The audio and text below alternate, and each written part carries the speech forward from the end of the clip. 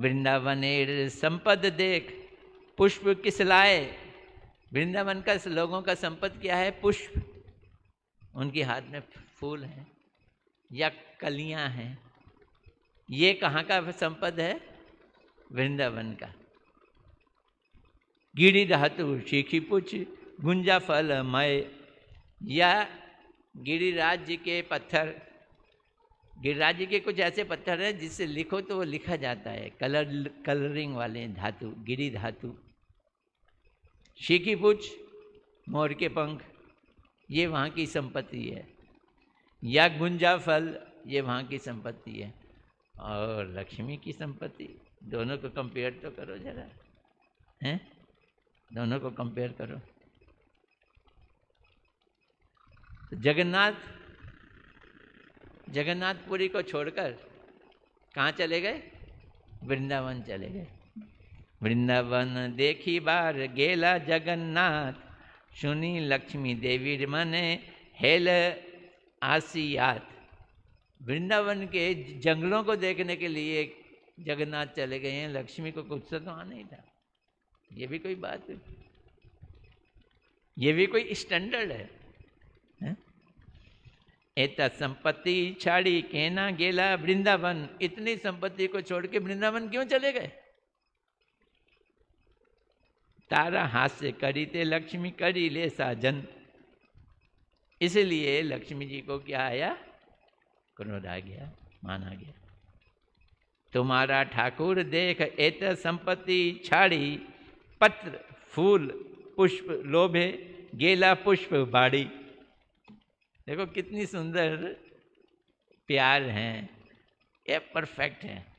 इतनी संपत्ति को छोड़कर तुम्हारे ठाकुर पत्ते पुष्प फूल, उसके लोभ में फूलों की बगीचे में घुस गया, पुष्प बाड़ी में घुस गया। एक दिन जाता तो ठीक है, टहल कदमी हो जाती। 2 दिन जाता, 3 दिन जाता, 4 5वां दिन हो गया। ऐ कर्म करे कहाँ विदग्ध शिरोमणि। और शास्त्रों में उसका नाम है विदग्ध शिरोमणि। खाक विदग्ध है, फुअड़ है ये, इसका ऐसा टेस्ट। ऐ कर्म करे कहाँ विदग्ध शिरोमणि, लक्ष्मी ओते निज आगृते निज प्रभुर देहे अनि।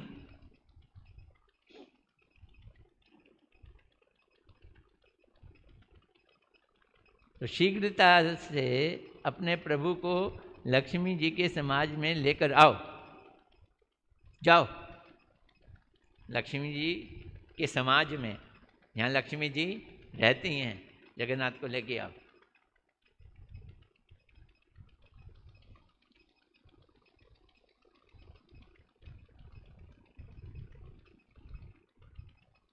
ये कहकर माँ लक्ष्मी के सभी दासियों ने जगन्नाथ जी के सेवकों को पकड़कर उनकी कमर में वस्त्र बांधकर उन्हें अपनी लक्ष्मी जी के सामने चरणों में लाकर गिरा दिया, प्रणाम करवाया, दंड रूप में उनसे धन लिया और उनसे क्षमा मंगवाई। और वे दासियां जगन्नाथ के रथ के ऊपर लाठियां बरसाने लगीं और जगन्नाथ जी के सेवकों को चोर और तरह तरह के इल्ज़ाम लगाने लगी।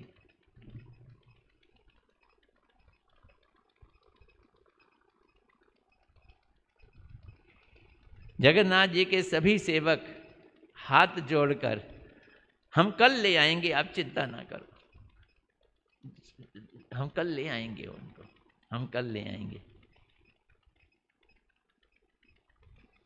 लक्ष्मी जी शांत हो गई, ठीक है जाओ कल ले आना। लक्ष्मी जी शांत हो गई, जाए निज घर, अपने घर चली गई लक्ष्मी जी। हमारा लक्ष्मी संपद वाकई अगोचर। हमारी लक्ष्मी का जो संपत्ति है उसका कोई एंड नहीं है। कैसा मुकाबला कर रही है? मेरी लक्ष्मी जी की संपत्ति वाणी से वर्णन नहीं की जा सकती है। तुम्हारी गोपियां का क्या काम है? दूध उबालना। ये काम है कोई? दूध उबालना, दही बनाना और फिर दही मंथन करके मक्खन निकालना। परंतु हमारी ठाकुरानी रत्न सिंहासन पर बैठती है, सैकड़ों सेविकाएं काम करती हैं और कुछ नहीं करती। और उन गोपियों के पुष्पवाड़ी में ये घूमने जा रहे हैं। फूल मिलेंगे, कलियां मिलेंगी, फल मिलेंगे, या ये दूध काढ़ने वाली मिलेंगी।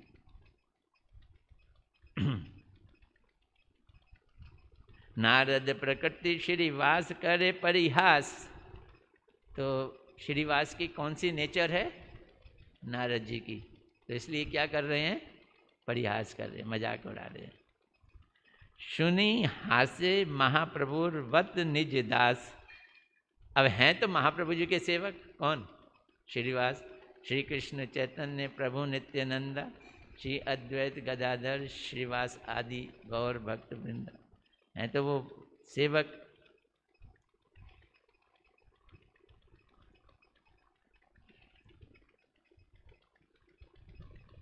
तो श्री प्रभु जी ने कहा, महाप्रभु जी ने कहा, क्या कहा? श्रीवास तुम्हें ते नारद स्वभाव, ऐश्वर्य तुम्हाते ईश्वर प्रभाव। भाई तुम तो नारद के स्वभाव वाले हो और तुम्हारे अंदर ऐश्वर्य वाला भाव है। महाप्रभु जी कह रहे हैं ये बात। यहाँ दामोदर स्वरूप शुद्ध ब्रजवासी, और यहाँ पे ये जो स्वरूप दामोदर है ये शुद्ध ब्रजवासी है। स्वरूप दामोदर कभी वृंदावन गए नहीं, वैसे रहते कहाँ थे? पुरी में। लेकिन महाप्रभु जी उन्हें कौन बता रहे हैं? शुद्ध ब्रजवासी। ब्रज का भाव उनमें भरा पड़ा है। ऐश्वर्य ना जाने इहो शुद्ध प्रेम भासी। वो ऐश्वर्य नहीं जानते हैं, सिर्फ क्या जानते हैं? शुद्ध प्रेम जानते हैं। स्वरूप कहे श्रीवास सुन सावधाने। सावधान होकर सुनो श्रीवास जी। कौन कह रहे हैं? स्वरूप दामोदर। स्वरूप दामोदर कमांडिंग ब्रजवासी है ना, कमांडिंग। वृंदावन संपद तुम्हारा नहीं पड़े मने। तुम वृंदावन की संपत्ति को समझ ही नहीं सकते, तुम्हारी पहुंच ही, तुम्हारे मन की वहां तक पहुंच ही नहीं है वृंदावन की संपत्ति तक। वृंदावन ने सहजिक, ये संपत्ति सिंधु। वृंदावन की संपत्ति जो है सहज रूप से वो समुन्दर के समान है। वृंदावन ने सहजिक, ये संपत्ति सिंधु। द्वारका बैकुंठ संपद तार एक बिंदु। और द्वारका का, ये लक्ष्मी का, और यहाँ का संपद जो है ना पुरी का, वो एक बिंदु है, वो यहाँ की संपत्ति के सागर के मुकाबले। वाह क्या बात है! ये कुछ कह रहे हैं और वो कुछ कह रहे हैं। परम पुरुषोत्तम स्वयं भगवान। भगवान के अनेक रूप हैं, अनेक अवतार हैं, सब भगवान कहलाते हैं। लेकिन जो स्वयं भगवान हैं, परम पुरुषोत्तम, जो परम पुरुषोत्तम है, पुरुषोत्तम नहीं है। माया पुरुषोत्तम, मर्यादा पुरुषोत्तम भगवान श्री राम। लेकिन लीला पुरुषोत्तम, प्रेम पुरुषोत्तम, भगवान की हाईएस्ट स्टेज है स्वयं भगवान। भागवत के अनुसार एते च अंश कला पुंसा कृष्णस्तु भगवान स्वयं। सारे अवतारों को स्वयं भगवान के कला और अंश बतलाया गया है। परम पुरुषोत्तम स्वयं भगवान, कहाँ जहाँ धनी तहाँ वृंदावन धाम। कृष्ण जहाँ धनी तहाँ वृंदावन धाम। तो वो स्वयं भगवान कृष्ण जहाँ रहते हैं उस धाम का नाम क्या है? वृंदावन धाम। अब सुन लो वो क्या है धाम। चिंतामणि भूमि रत्नेर भवन, जहाँ जो भूमि है ना वहाँ की, वो चिंतामणि है। चिंतामणि एक वो चीज़ है जिससे जो मांगो वो मिल जाता है। और जो भवन है ना वहाँ, जो तुमको मिट्टी के लगते हैं, वो रत्नों के हैं असल में। वो किसके बने हैं? रत्नों के। चिंतामणि भूमि रत्नेर भवन, चिंतामणि गण दासी चरण भूषण। वहाँ की ब्रज की जो दासियाँ हैं, नौकरानियाँ हैं, वो अपने चरणों में जो पायल बांधती, वो चिंतामणि की हैं। चिंतामणि गण दासी चरण भूषण। तो दासियों के चरण भूषण क्या हैं? तो एक पायल हो गई, और अंगूठी, उंगली में क्या पहनते हैं? बिछुआ। वो किसके हैं? चिंतामणि के। कल्प वृक्ष लतार यहाँ सहजक वन, जिसे तुम वन कह रहे हो ना, एक एक पेड़ कल्प वृक्ष है, एक एक लता कल्प वृक्ष है, जिससे जो मांगो वो मिलेगा। खाक कल्प वृक्ष है। सोने का गहना तो पहनती नहीं है, साधारण से कपड़ों में रहती हैं, पैदल चलती हैं, चप्पल बूट भी नहीं है। कल्प वृक्ष पेड़ हैं, चिंतामणि जमीन है। और आगे सुनो, लेकिन ये जो गोपियां हैं, इन कल्प वृक्ष से दुनिया की कोई चीज नहीं मांगती, फल फूल ही मांगती हैं खाली, वो दे देते। अब कल्प वृक्ष वही देगा ना जो तुम मांगोगे। तो वो मांगती क्या है? फल फूल मांगती हैं, वो दे देते। कृष्ण की सेवा के लिए वही चाहिए। कल्प वृक्ष लतार यहाँ के सहज वन, पुष्प फल बिना कहे ना मांगे अन्य धन। पुष्प और फल के बिना ये कोई दूसरी धन, कोई दूसरी चीज मांगती नहीं है।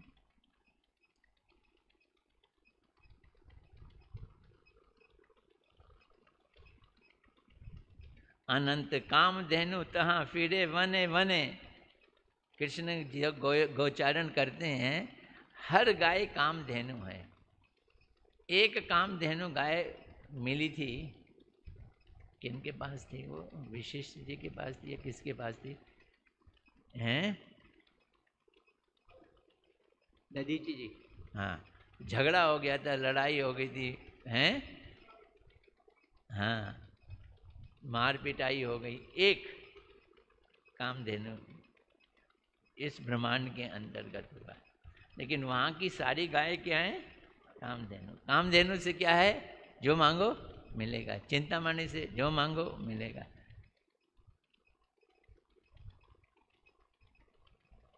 अनंत कामधेनु तहाँ फिरे वने वने, दुग्ध मात्र देन के ना मांगे अन्य धन। लेकिन ब्रजवासी उनसे सिर्फ दूध ही मांगते हैं और कोई दूसरी चीज मांगते ही नहीं है। ये उनका स्वभाव है, उनको चाहिए नहीं कुछ। ये ब्रज और ब्रजवासी है, महिमा है, सुन लो। अब ये ना सुनो तो फिर अधूरा रह जाएगा ना सारा कुछ। सहज लोकेर कथा, यहाँ दिव्य गीत, जो आपस में बातचीत होती है ना, सहज लोकेर कथा, जो सहज रूप से लोगों की कथाएं, कथा मैंने बातचीत, दिव्य गीत हैं ये। यहाँ के जो दिव्य गीत है ना, कालिदास संगीत गीत, वो वहाँ गीत होते हैं, वो गीतों में बातें करते हैं। कहने का मतलब ये है, सहज गमन करे ये छे नृत्य प्रतीत। और वो सहज चलती है ना, कौन? ब्रजवासी। तो वो नृत्य प्रतीत होता है, नृत्य प्रतीत होता है। उनका चलना नाचना है, उनका बोलना गाना है। उनकी जमीन चिंतामणि है और वृक्ष कल्प वृक्ष हैं, और गाय क्या है? कामधेनु। सर्वत्र जल यहाँ अमृत समान। पानी नहीं है वहाँ, जल क्या है? अमृत है। राधा कुंड, श्याम कुंड, बंसी गंगा, ये सब क्या है? अमृत है। चिदानंद ज्योति स्वाद यहाँ पूर्ण मूर्तिमान, जो चिदानंद ज्योति है वो वहाँ पे मूर्तिमान रहती है। लक्ष्मी जिन गुण जहाँ लक्ष्मीर समाज, कृष्ण बंसी करे जहाँ प्रिय सखी काज। जो एक एक गोपियाँ हैं, एक एक गोपी लक्ष्मी के समान है, और लक्ष्मियों के से कई गुना ज़्यादा उनमें गुण हैं। और कृष्ण की जो एक बंसी है वो सखी का काम करती है, लकड़ी की टुकड़ा नहीं है, वो भी क्या है? सखी है। कृष्णेर बंसी यहाँ प्रिय सखी काज करे, प्रिय सखी काज, सखी का काम करती है। सखी क्या काम कराती हैं? दूती का काम कराती है, मिलाने का काम कराती है। बंसी भी क्या कराती है? सखी का काम करती है।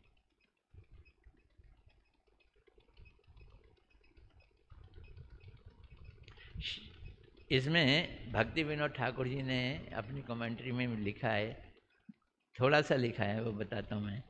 श्री कृष्ण जिस स्थान पर ऐश्वर्य का परित्याग करके पत्र पुष्प आदि माधुर्य में स्वयं को धनी मानते हैं, उसी का नाम वृंदावन है।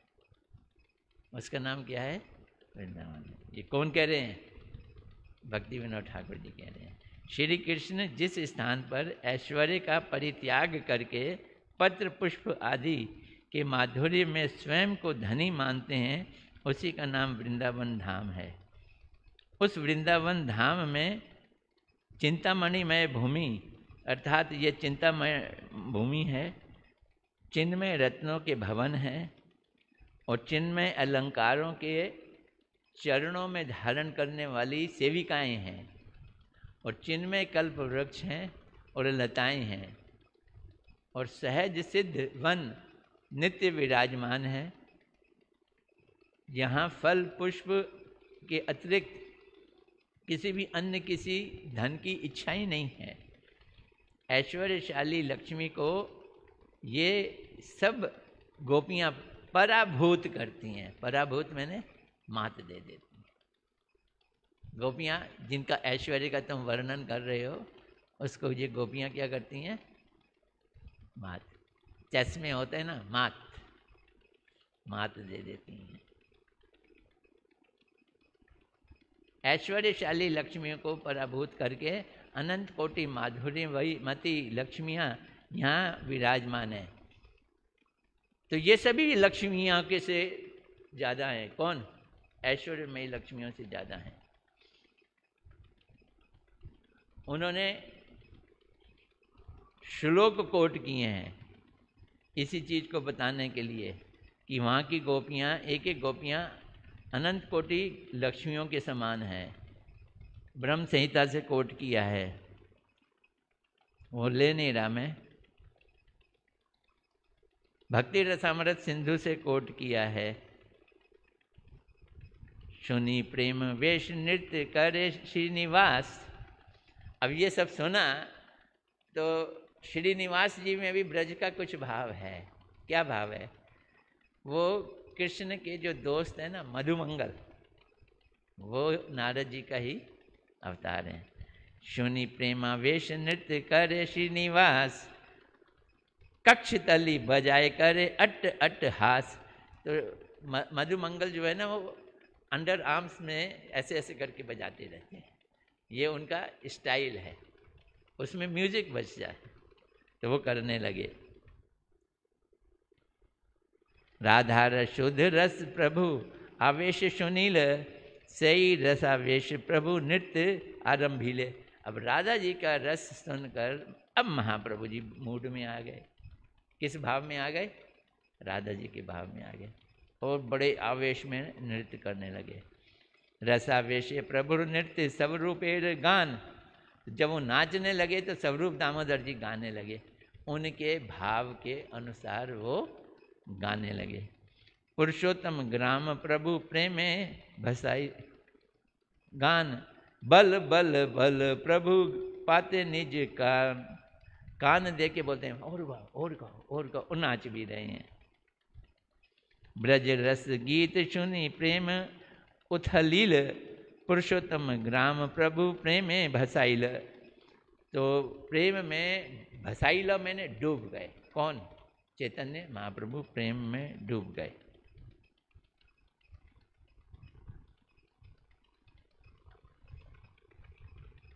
लक्ष्मी जी तो चली गई, कहाँ गई? वापस अपने घर आ गई लक्ष्मी जी। राजा प्रेमावेश प्रभु हेल सही मूर्ति। तो राजा जी के प्रेम आवेश में महाप्रभु राधा जी ही हो गए, सही मूर्ति। अब नित्यानंद प्रभु दूर हो गए, क्योंकि नित्यानंद प्रभु कौन है? बलराम। और महाप्रभु क्या बन गए? राधा जी। तो ये जेठ और वैसा संबंध हो गया। राधा प्रेमावेश प्रभु हेल सही मूर्ति, नित्यानंद दूर देखी कर लेने स्तुति। नित्यानंद दूर चले गए और उनकी क्या कर रहे? स्तुति करने लगे। नित्यानंद देखिया प्रभुर भावावेश, निकटे न आइसे रहे किछु दूर देश। नित्यानंद ने महाप्रभु जी को भावावेश में देखा। हमेशा गिर जाते थे महाप्रभु, तो कौन संभालते थे? नित्यानंद। लेकिन अभी नित्यानंद प्रभु संभाल नहीं रहे हैं, दूर ही खड़े हैं, और कोई उनको संभाल भी नहीं सकता।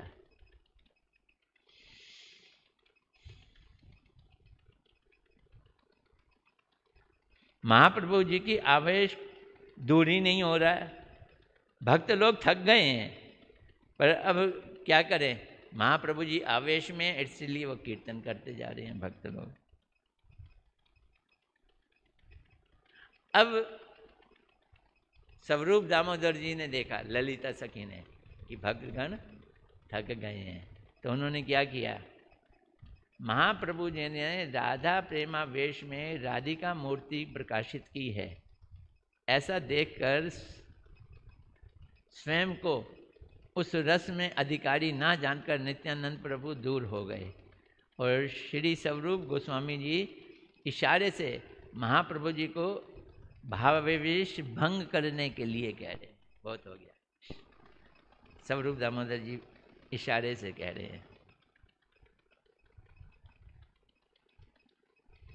महाप्रभु जी ने रोक दिया। सब भक्त लैया प्रभु गेला पुष्प दाने, विश्राम करिया केला मध्यान्ह स्नाने। अब दोपहर हो गई, मध्यान्ह स्नान किया। तो जहाँ महाप्रभु जी ठहरे थे, क्या नाम थी उस जगह का? कल बताया था ना, आइटोटा। आइटोटा या हैं, हाँ, जगन्नाथ वल्लभ वाटिका। वहाँ आ गए, वहाँ रेस्ट किया। वहाँ पे सरोवर है, उस सरोवर का नाम है नरेंद्र सरोवर। वहाँ सब ने क्या किया? स्नान। गर्मियों के तो दिन है ही हैं, सब ने स्नान किया। सब लैया नाना रंग करिल भोजन, संध्या स्नान करी केल जगन्नाथ दर्शन। फिर संध्या आई, फिर स्नान किया, फिर कहाँ गए? जगन्नाथ जी के दर्शन करने। अच्छा, जगन्नाथ जी के दर्शन करने कहाँ गए होंगे? हैं?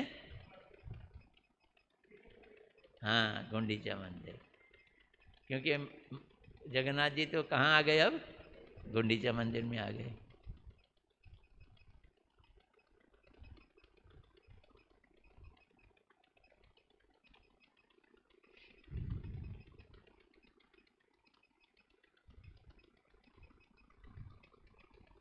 भगवान के दास दासियों के प्रति शुद्ध वैष्णव द्वारा अर्पित निवेदित अन्न सेवन करना वैष्णव के लिए उचित है। तो जो भगवान को दें और फिर वैष्णव को दें, तो वो हमको ले लेना चाहिए। 8 दिनों तक ऐसी लीलाएं महाप्रभु जी करते रहे। गंभीरा में नहीं रहे, गंभीरा में रहते हैं ना, वैसे कहाँ रह रहे हैं? आइटोटा में रह रहे हैं 8 दिन तक। अगले दिन गुंडीचा मंदिर में जगन्नाथ जी के भीतर विजय के बाद रथ पर चढ़कर अपने स्थान नीलाचल को आ गए। अब जगन्नाथ जी वापस आ गए। कहाँ आ गए? अपने मंदिर में आ गए। कई जगह तो मैंने ऐसी भी कथा सुनी थी कि आ गए शाम तक पहुँचते ना चलते चलते, लक्ष्मी जी ने दरवाज़ा ही नहीं खोला, बाहर ही बैठे रहो। बलदेव जी को आने दिया, सुभद्रा जी को आने दिया, कृष्ण को रथ पे बैठे रहने दिया। कृष्ण रथ पे बैठे रहते हैं, सोने का रथ होता है और रात भर लोग दर्शन करने के लिए जाते हैं। कृष्ण बाहर सिंह द्वार के बाहर रथ पे बैठे हुए हैं, ऐसा मैंने सुना है। इसमें तो नहीं पढ़ा। अब जब उनको ले जाया जा रहा है, किनको? गुंडीचा मंदिर जैसे रथ पे, और रथ से फिर जगन्नाथ मंदिर में, तो उनको रेशम की डोरी से बांध के, और बड़ी मजबूत रेशम की डोरी होती है, उसमें बांध कर ले जाते हैं। तो वो डोरी टूट रही थी बार बार, फिर और रस्सी लानी पड़ रही थी। तो महाप्रभु जी ने अपने भक्तों को कहा, कुलीन ग्रामी रामानंद सत्याराज खान, तोरा आज्ञा दिल प्रभु करिय सम्मान। उनको आज्ञा दी, किनको? सत्यराज खान को और रामानंद को। ऐ पट डोरी तुम्ही हैया वद यजमान, प्रतिवार आनी वे डोरी करिया निर्माण। हर साल तुम डोरी लेके आओगे अपने शहर से। तो यहाँ पे वो प्रभुपाद जी बता रहे हैं टीका में कि तुम रेशमी डोरी यजमान बनकर लेके आना। तो वो कुलीन ग्राम में रहते थे, जो वर्धमान जिले में है, और वहाँ पे रेशम की चीज़ें बनती हैं, रेशम की डोरी बनती है। उस डोरी को लाने के लिए महाप्रभु जी ने उनको सेवा दे दी। सेवा मिले भक्त को, बड़ा अच्छा लगता है भक्त को। एता बोली दिल छाड़ छिंडा पट डोरी, यहाँ देखी करी बे डोरी अति दृढ़ करी। तो फिर वो लेके आते थे हर साल, बड़ी मजबूत डोरी होती थी, वो इतनी जल्दी टूटती नहीं थी। सत्यराज खान और रामानंद बड़े भाग्यवान हैं जिन्होंने महाप्रभु जी की सेवा आज्ञा पाई, और उस आज्ञा को पाकर वे परम आनंदित हुए। इसके बाद प्रतिवर्ष गुंडीचा मंदिर में मार्जन के दिन बड़े उत्साह से भक्तों के साथ रथ के लिए मजबूत रेशम की डोरी प्राप्त हो गई। अब ये चैप्टर ख़त्म हो रहा है। कैसे ख़त्म करते हैं ये सुन लो जरा। ऐ मत भक्तगण यात्रा देखाइल, भक्तगण लैया वृंदावन केली केला। महाप्रभु जी भक्तों के संग वृंदावन के मूड में खेल खेल रहे हैं। चैतन्य गोसाई लीला अनंत अपार, सहस्र वदन यार नाही पाए पार। महाप्रभु जी की लीला अनंत है, हजारों मुख से भी नहीं कही जा सकती। श्री रूप रघुनाथ पदे जार आश, चैतन्य चरितामृत कहे कृष्णदास। ये लास्ट लाइन। श्री रूप रघुनाथ पदे जार आश, चैतन्य चरितामृत कहे कृष्णदास। तो ये 14वां अध्याय समाप्त हुआ, ये हेरा पंचमी समाप्त हुई, और ये मध्य लीला का प्रथम भाग समाप्त हुआ आप लोगों के सामने।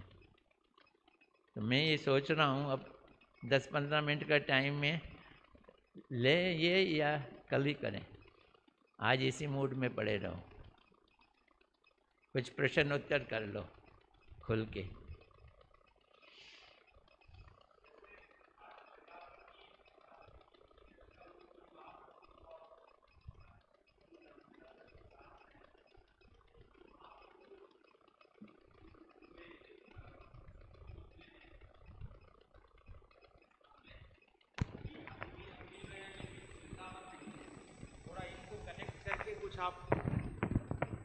इनको कनेक्ट करके कुछ आप उसी पे बोल दीजिए। किसको?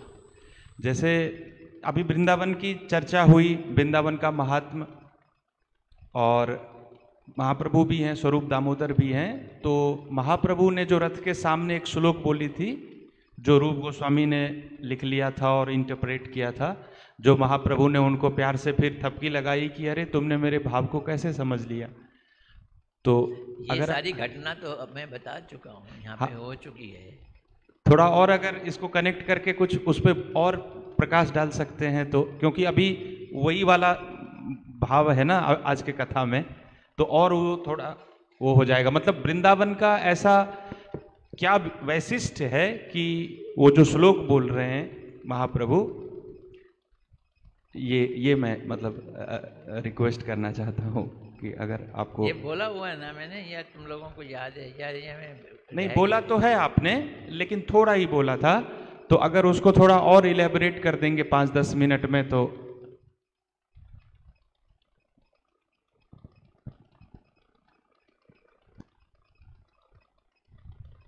मेरे को ध्यान है जगन्नाथ रथ यात्रा के उपलक्ष्य में मैंने 1 या 2 बार कथा की थी। एक तो बार संडे को की थी और एक और की थी। उसमें स्टार्टिंग लाइन ये थी कि हम गौड़िया हैं, और वहाँ पे जगन्नाथ जी की पूजा होती है। हम क्यों जगन्नाथ जी की पूजा करेंगे? हम क्यों जगन्नाथ जी की पूजा करें? जगन्नाथ रथ यात्रा होती है, हुआ करे, हमें क्या लेना देना। लेकिन महाप्रभु जी ने जगन्नाथपुरी में जाकर जगन्नाथ जी की जो महिमा बतलाई है वो ब्रज से कनेक्ट करके बतलाई। उन्होंने बतलाया जगन्नाथ बलदेव सुभद्रा जी का जो ये स्वरूप है, ये स्वरूप भी जब जगन्नाथ बलदेव सुभद्रा जी अपनी ही ब्रज की कथाओं को सुन रहे थे, किसके मुँह से? रोहिणी मैया के मुख से सुन रहे थे, दरवाजे के बाहर बैठ के सुन रहे थे, हॉल के अंदर बैठ के नहीं सुन रहे थे, हॉल के बाहर बैठ के सुन रहे थे। तो कृष्ण पिघल गए, उनके हाथ पैर भी अंदर घुस गए, आंखें फटी की फटी रह गईं। तो ये जो रूप है जगन्नाथ जी का, ये वो रूप है जो अपनी ही ब्रज की कथाओं को, हैं तो वो द्वारकाधीश, लेकिन अपनी ही ब्रज की कथाओं को सुनकर पिघल गए। तो द्वारकाधीश प्लस ब्रज भाव is equal to Jagannath. Equation समझ लो, द्वारकाधीश प्लस ब्रज भाव में पिघले हुए, ब्रज भाव में पिघले हुए Dwarkadhish is equal to Jagannath. और जगन्नाथ जी के इस भाव में डूबे तो बलराम जी भी डूब गए, वो भी पिघल गए। अब 2 जने पिघल रहे हैं दाएं बाएं, तो सुभद्रा जी कैसे शांत रह सकती हैं? वो भी पिघल गई। अकेले सुन रही होती तो शायद ना पिघलती, लेकिन साथ का प्रभाव पड़ता है। अगर आपके दोनों साइड में चूल्हे जल रहे हों तो गर्मी तो आएगी, ताप तो लगेगा ही। तो उस समय उन्होंने रथ यात्रा को भी मोड़ दे दिया। क्या मोड़ दे दिया? कि वो कीर्तन हो रहा है और उसी में या कौमार हरा करके एक श्लोक बोले। ये मैंने कथा में यहाँ सुनाया हुआ है। ये काव्य प्रकाश से लिया गया श्लोक है, जो एक भौतिक कविता किसी भौतिक कवि ने लिखी है, जैसे कालिदास लिखते थे। उसमें उन्होंने लिखा, अरे सखी सुन, मैं एक अंदर की बात बताती हूँ। कि बता। आज मैं भी वही हूँ और मेरे प्रीतम भी वही हैं, हम पति पत्नी हैं, लेकिन मुझे वो दिन और वो स्थान आकर्षित कर रहा है जब हम पहली बार मिले थे। और उस समय तो मैं बड़ी छोटी सी थी, मैं कुमार अवस्था में थी, लेकिन उन्होंने ऐसे नैना बैना और प्रेम से मेरा कुमार ही हर लिया। जा कुमार हरण, मेरा कुमार अवस्था हर ली, मेरा दिल हर लिया, और मैं उस रेवा नदी के किनारे बेतसी के जंगल में उन पे आकर्षित होकर निछावर हो गई। तो आज मैं भी वही हूँ, वो भी वही हैं, हम पति पत्नी हैं, ये मालती कुंज है, इतना सुंदर सुहावना इस समय दृश्य है, लेकिन मुझे यहाँ का आनंद ही नहीं आ रहा। मुझे कौन सी जगह याद आ रही है? मुझे रेवा नदी का किनारा याद आ रहा है। तो ऐसी बात में वो कहना क्या चाहते थे, तो रूप गोस्वामी जी ने उसको एक्सप्लेन कर दिया, और स्वरूप दामोदर भी ये जानते थे। तो क्या एक्सप्लेन किया कि महाप्रभु जी का मूड ये है कि कुरुक्षेत्र में जब सूर्य ग्रहण लगा था, उस समय द्वारका से कृष्ण अपनी पत्नियों के साथ सेना और संपत्ति के साथ कुरुक्षेत्र पहुँचे, हाथी घोड़े रथ पे बैठकर। इधर हस्तिनापुर से भी पांडव लोग पहुँचे और इधर ब्रज से भी पहुँचे। एक चीज़ रह गई थी आप लोगों को इसमें बतलानी, जो गुरुदेव ने बतलाई। क्या बतलाई? कि कृष्ण वृंदावन छोड़ के कहाँ चले गए थे? मथुरा। लेकिन गोपियाँ ब्रजवासी मथुरा मिलने तो गए नहीं कृष्ण को, फिर वो चले गए कहाँ? द्वारका। 100 साल बीत गए, वो तो कभी गए नहीं। कुरुक्षेत्र क्यों चले गए? कृष्ण से मिलने कुरुक्षेत्र क्यों चले गए? तो गुरुदेव ने इसको एक्सप्लेन किया है। क्या किया है? हैं? हाँ, तुम बताओ। हरे कृष्ण रोज जी। गुरुदेव ने समझाया कि जैसे दो व्यक्ति हैं, जैसे किसी को अपनी बेटी की शादी करनी है, तो वो कहते हैं कि अब मेरे घर पे बेटी को देखने के लिए आ जाओ। वो कहते हैं नहीं नहीं, हम आपके घर पे नहीं आएंगे, आप किसी बार रेस्टोरेंट में मिल लेते हैं करके। क्यों? क्योंकि वो स्थान ना आपका है ना मेरा है। ऐसी जो मथुरा है वो ऐश्वर्य भूमि, थोड़ी ऐश्वर्य हवा वाली है, उसमें थोड़ा माधुर्य कम है, और द्वारका में पूरा का पूरा ऐश्वर्य है, माधुर्य बहुत कम है। तो कह रहे हैं हम वहाँ क्यों जाएं, हम किसी तटस्थ स्थान में मिलेंगे जहाँ ना ऐश्वर्य है ना माधुर्य है, बिल्कुल बीच का भाव है, समान भाव। इसलिए कुरुक्षेत्र में मिलने के लिए तालियां। इसने गुरुदेव की कथा सुनी है और एज इट इज ही बताया है, अभी कुछ दिन पहले ही आई थी। बहुत बढ़िया, शाबाश बेटे। देखो, गुरुदेव कहते हैं गोपियां कभी भी ऐश्वर्यशाली जगह नहीं पहुंचेंगी यहाँ ऐश्वर्य है, और कुरुक्षेत्र जो है वो स्थान ना ऐश्वर्यमय है और ना ही माधुर्यमय है। कैसा स्थान है? न्यूट्रल। जैसे लड़का लड़की को देखने के लिए जाना है तो कहते हैं हम घर नहीं जाएंगे, मंदिर में आ जाना, मंदिर में देख लेंगे। तो मंदिर क्या है? वो एक न्यूट्रल स्थान है। तो इसलिए वो कहाँ पहुँच गई हैं? ब्रज में। ब्रज से ब्रजवासी कुरुक्षेत्र में आ गए। अब कुरुक्षेत्र में उन्होंने कहा कि तुम ध्यान करो मेरा, मैं तुमको मिल जाऊंगा, ऐसे ज्ञान की बातें कहीं। तो राधा जी ने बड़ी सख्ती से बोला था, ये मैंने सारा पढ़ के सुनाया था। तुम नहीं थे उस दिन? अच्छा, मीटिंग में थे तुम। सारा पढ़ के सुनाया था, इसी में से पढ़ के सुनाया था कि राधा जी कहती हैं हमारी समस्या ये है कि तुम हमारे चित्त में बैठे हुए हो, हम अपने चित्त से तुम्हें निकालना चाहती हैं, और तुम हमको कह रहे हो कि अपने ध्यान मन में तुम्हारा ध्यान करें। अरे किसके आगे क्या बोलना है, कोई स्थान स्थून तो देख लिया करो। हमारी समस्या तुम्हारा ध्यान करना नहीं है, ये योगियों की समस्या है।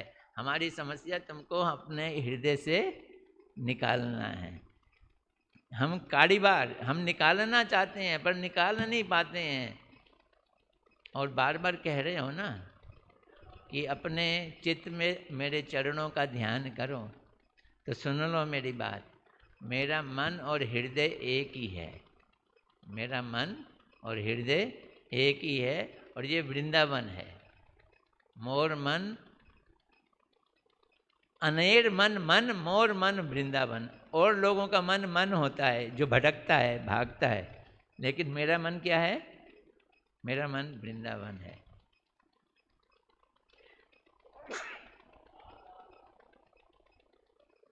तो तुम यही चाहते हो ना कि मेरे मन में तुम्हारे चरण द्वय, दोनों चरण उदित हों, तो वृंदावन में चरण ले आओ, मेरे मन में आ जाएंगे, क्योंकि मेरा मन और वृंदावन एक है।